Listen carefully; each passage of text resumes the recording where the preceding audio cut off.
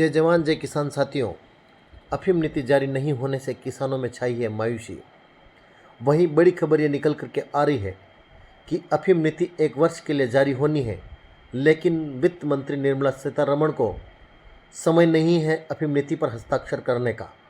लेकिन मैं यहाँ बता देना ज़रूर चाहूँगा कि जहाँ किसान सरकार के साथ हैं तो सरकार बनेगी, अगर किसान सरकार से रुष्ट हो जाएंगे तो अगले साल नई सरकार बनेगी।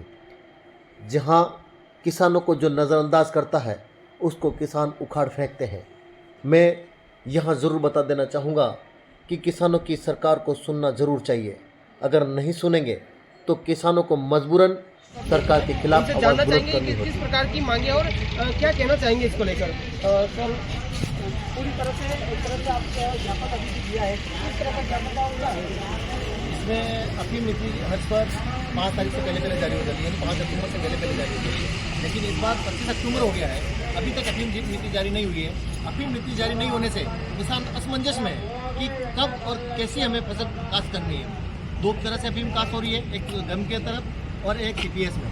तो पहले अफीम नीति जो जारी होती है उसमें 3.5 तक जिनकी मार्फिंग आई है उनको CPS में दे रहे थे। तो अभी किसान असमंजस में है और वो बुआई नहीं कर पा रहे हैं। दूसरा रकबा, कितने रकबे में किसान को बुआई करनी है। कभी कभी खबरें निकल के आ रही कि किसानों का रकबा बढ़ाया जा सकता है, कभी खबरें निकल के आ रही कि रकबा घटाया जा सकता है। तो किसान कैसे काश्त करे अफीम? और जब तक लाइसेंस प्राप्त नहीं होता है तब तक अफीम काश्त किया जाना संभव नहीं है। कहीं कहीं बात की जाती है तो अभी जैसे कि सांसद महोदय जो है CPG जोशी, इनकी बैठक भी हुई थी केंद्रीय में, तो केंद्रीय में जो बैठक हुई थी उसमें कुछ अफीम नीति पर विचार विमर्श भी हुआ था। क्या आपके पास पूरी वो जानकारी साझा कर सकते हैं? हमारे को जो जानकारी मिल रही है उसमें नए पट्टे प्राप्त होने की भी जानकारी मिल रही है, लेकिन अभी कोई क्लियर स्थिति नहीं है।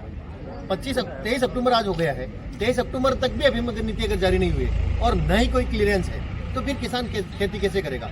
और अफीम काश्त जो है वो समय पे काश्त होनी जरूरी है। अगर हम 30 अक्टूबर से पहले अगर बुआई कर देते हैं तो उसका अच्छा रिजल्ट मिलता है, अच्छी मार्फिम नीति भी मिलती है और अच्छी अफीम भी प्राप्त होती है। लेकिन अगर बाद में बुआई करते हैं तो फिर जब लुआई चीरने का समय आता है उस समय गर्मी आ जाती है और किसान को जो प्रतिफल मिलना चाहिए वो प्रतिफल नहीं मिलता। क्या प्रमुख मांगे आपकी? हमारी मांगे हैं उसमें एक तो समय पर अफीम नीति जारी की हो, दूसरी चीज़ है अफीम का मूल्य बढ़ाया जाए, तीसरी चीज़ है CPS पद्धति हटाई जावे, एक मार्फिम नीति यानी मार्फिम के आधार पर पट्टे दिए जाते हैं वो बिल्कुल भी वाजिब नहीं है, गैर वाजिब है, उसको हटाया जावे।